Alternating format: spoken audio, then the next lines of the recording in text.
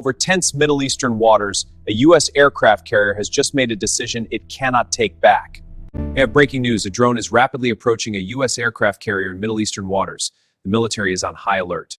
Defensive missiles roared off the deck, slicing into the sky. Moments later, that drone was gone, destroyed over open water. No American lives were lost. But the political damage could be far more dangerous than any falling debris. As tensions with Iran spike and fragile diplomatic talks hit a snag, this single shootdown could echo far beyond the waves. According to early reports, the USS Abraham Lincoln was operating in a high-risk region. Radar operators tracked a drone approaching the carrier group, assessed by the U.S. as Iranian and potentially hostile. The drone reportedly ignored repeated radio warnings and flew within what the Navy considers a dangerous envelope. With seconds to decide, the carrier's commander ordered a defensive engagement, citing the right to protect the ship and crew. A surface-to-air missile system locked on and fired. The drone was destroyed before it could close the distance. U.S. officials say the engagement followed established rules of engagement designed to prevent surprise attacks. Iran, for its part, is expected to dispute the U.S. version, possibly claiming the drone was on a routine surveillance mission. As usual in these confrontations, facts, perception, and propaganda will collide long before the truth is fully known. What is clear is this: a U.S. carrier just shot down an Iranian drone at a time when mistrust couldn't be higher. To grasp how dangerous that is, we need to understand where this happened and why these waters matter so much. U.S. carriers don't sail these waters by accident. They're here because this region sits at the heart of global energy and security. For decades, American warships and Iranian forces have eyed each other warily across these same seas. Small Iranian boats have buzzed U.S. ships.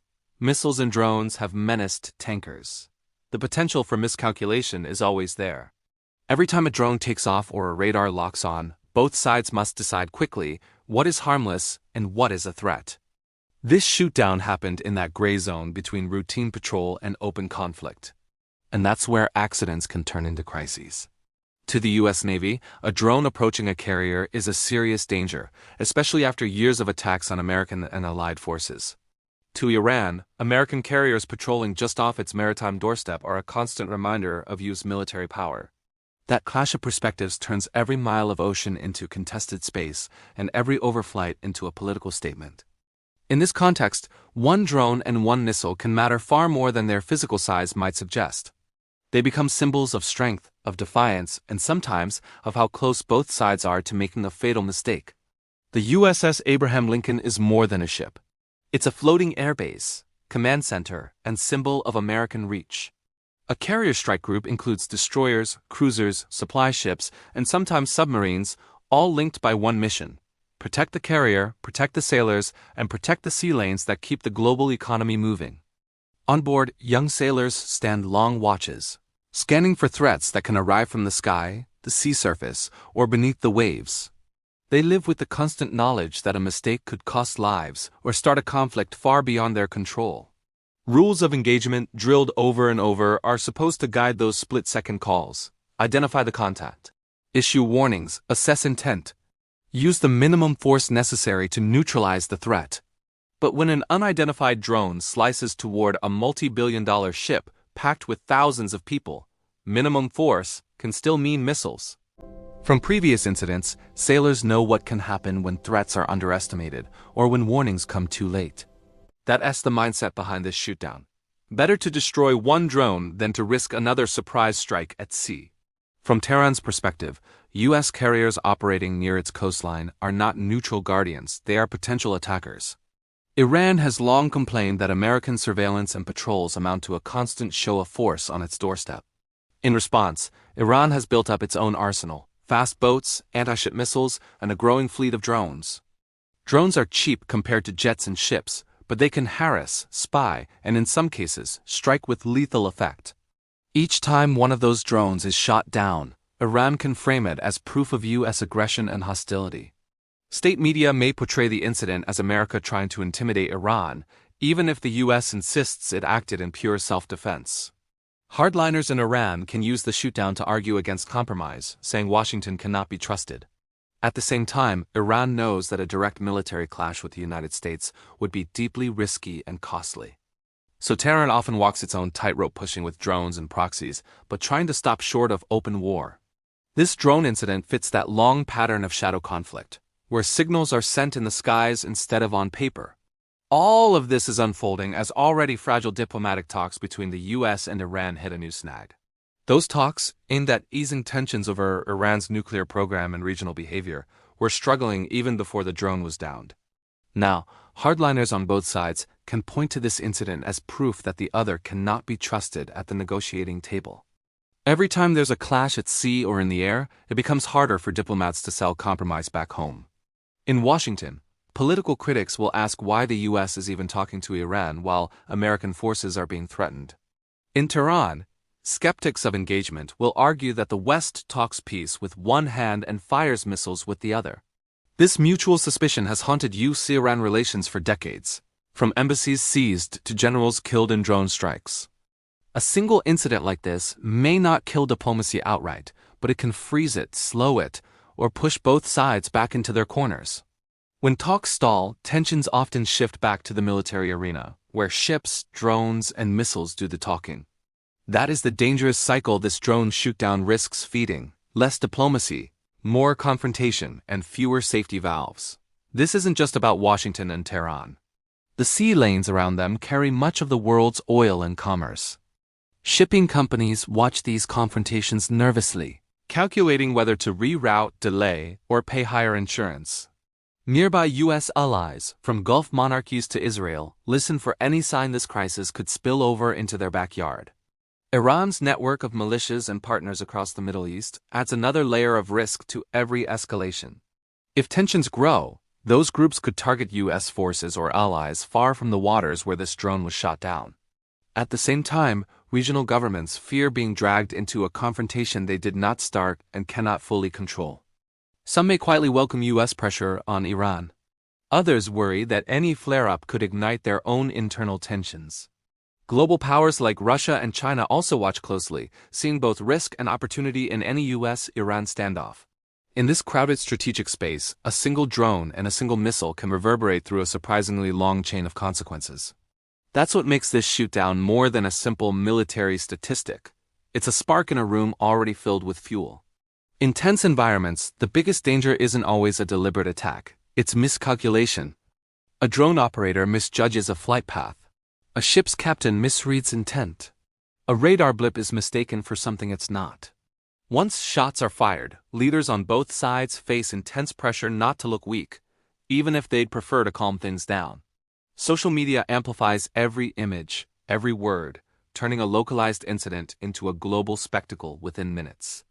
That spotlight can push decision-makers toward tougher rhetoric and riskier moves, just when nuance is most needed. Meanwhile, war planners quietly update contingency plans. Escalation can unfold in steps: warnings, near misses, limited strikes, and then, sometimes, wider conflict. Avoiding that latter requires restraint, clear communication, and sometimes, the courage to absorb pressure without firing back. With this shoot-down, both Washington and Tehran now face a choice: escalate the rhetoric or quietly manage the fallout. History suggests that when pride and fear mix in a crisis, the line between signal and misstep can be frighteningly thin. Inside the carrier, sailors go back to their routines: maintenance, drills, meals, while the world argues about what just happened. Many are young, far from home, processing the reality that they just lived through a moment the world is now dissecting. Back in the United States, families watch the headlines and silently count the days until their loved ones come back safe. In Iran, families see different maps of foreign warships near their coast, commentary about foreign threats. Iranian American communities feel the tension from both sides, caught between two flags and two narratives. They worry about family back home, fear discrimination where they live, and hope leaders on both ends choose restraint. For civilians across the region, the concern is simple: please, not another war on our doorstep. Those voices rarely appear in official briefings, but they carry the heaviest burden if things go wrong. Any analysis of this drone shoot-down that forgets those people is missing the most important part of the story. In the coming days, we'll see a familiar pattern: official statements, denials, and accusations. Washington may release more details, radar tracks, timelines, maybe even video to justify the decision to fire. Iran may respond with its own narrative, highlighting sovereignty and warning against what it calls foreign provocation. Behind the scenes, military hotlines and back-channel diplomacy will work to keep this from spiraling further out of control. Allies will press the U.S. to protect shipping and stability, while quietly urging both sides not to cross red lines. Some in Congress will demand a tougher stance. Others will warn that without diplomacy, the U.S. could slide into yet another confrontation. Iran will weigh whether to answer symbolically, perhaps with its own show of force, or to bide its time. Every move now carries a message, and every message can be misinterpreted, especially when trust is already shattered. That's why this incident is more than a headline. It's a critical test of crisis management in a relationship defined by crisis. Look back over the last decades and you'll see a pattern. Close calls, proxy clashes, and broken agreements between the U.S. and Iran. Each new incident adds another layer of distrust. But history also shows moments when diplomacy pulled both countries back from the edge, if only temporarily. The drone shot down over open water forces a question. Which side of that history will define this moment? Will this be remembered as one more step toward open conflict, or as a near miss that jolted leaders back to diplomacy? The answer will depend less on the drone itself and more on the choices made in quiet rooms, far from any cameras. For ordinary people on both sides, the hope is simple: that this becomes the end of a story, not the beginning of a much darker one. For analysts, the incident is a reminder that in a world of drones and instant communication, the margin for error keeps shrinking. Technology moves faster than trust.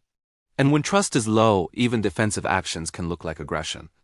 This one shootdown will not decide the future of U.S.-Iran relations. But it reveals just how fragile that future remains.